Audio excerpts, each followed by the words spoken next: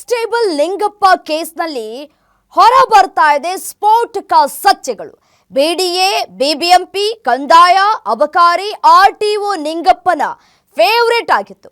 ಅಲ್ಲಿ ಇರುವಂತಹ ಅಧಿಕಾರಿಗಳಿಗೆ ಮಂತ್ಲಿ ಫಿಕ್ಸ್ ಮಾಡಿ ಕಲೆಕ್ಷನ್ ಮಾಡುವಂತಹ ಕೆಲಸವನ್ನ ಮಾಡ್ತಾ ಇದ್ದ.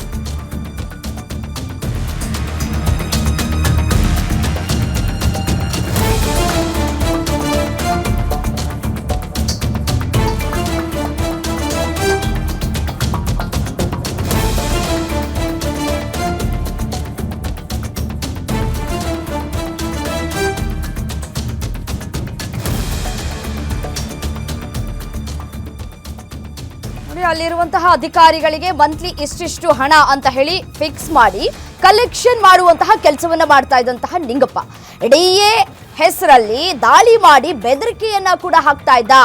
ಆರ್ಟಿಐ ಮೂಲಕ ಸರ್ಕಾರಿ ಅಧಿಕಾರಿಗಳ ಆಸ್ತಿಯ ವಿವರವನ್ನ ಕೂಡ ಕಲೆ ಹಾಕಿದ್ದ. ಆ ಲಿಸ್ಟ್ನಂತೆ ಅಧಿಕಾರಿಗಳ ಆಪ್ತರನ್ನ ಕಚೇರಿಗೆ ಕರೆಸ್ಕೊಳ್ತಾ ಇದ್ದಂತಹ ನಿಂಗಪ್ಪನ ಕೈಗೆ ಹಣ ತಲುಪಿಸೋಕೂ ಇದ್ರಂತೆ ಬ್ರೋಕರ್ಸ್ಗಳು. ನಿಂಗಪ್ಪ ಅರೆಸ್ಟ್ನಿಂದ ಕೆಲ IAS ಅಧಿಕಾರಿಗಳಿಗೂ ಕೂಡ ಇದೀಗ ಭೀತಿ ಶುರುವಾಗಿದೆ.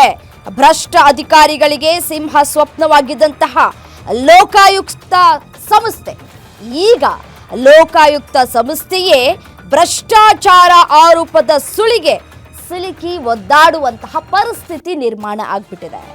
ಲೋಕಾಯುಕ್ತ ಅಧಿಕಾರಿಗಳ ಹೆಸರಿನಲ್ಲಿ 100ಕ್ಕೂ ಹೆಚ್ಚು ಸರ್ಕಾರಿ ಅಧಿಕಾರಿಗಳನ್ನ ಬೆದರಿಸಿ ಕೋಟ್ಯಾಂತರ ರೂಪಾಯಿಯನ್ನ ವಸೂಲಿ ಮಾಡಿರುವಂತಹ ಆರೋಪದಲ್ಲಿ ಬಂಧಿತನಾಗಿರುವಂತಹ ನಿಂಗಪ್ಪ ಸಾವಂತನ ವಿಚಾರಣೆಯಲ್ಲಿ ಹಲವು ರೀತಿಯಾದಂತಹ ಸ್ಫೋಟಕ ಮಾಹಿತಿಗಳು ಬಹಿರಂಗ ಆಗ್ತಾ ಇದೆ.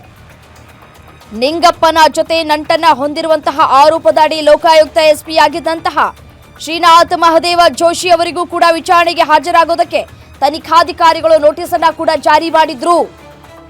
ನೋಡಿ, ಅಬಕಾರಿ ಇಲಾಖೆ ಸೇರಿ ಸರ್ಕಾರಿ ಅಧಿಕಾರಿಗಳನ್ನೇ ಈತ ಟಾರ್ಗೆಟ್ ಮಾಡ್ತಾ ಇದ್ದ.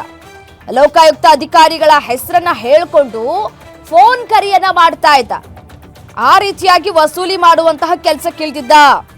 ಲೋಕಾಯುಕ್ತ ಅಧಿಕಾರಿಗಳಿಂದ ದಾಳಿ ಆಗುತ್ತೆ ಅಂತ ಹೇಳಿ ಬೆದರಿಕೆಯನ್ನ ಕೂಡ ಹಾಕ್ತಾ ಇದ್ದ.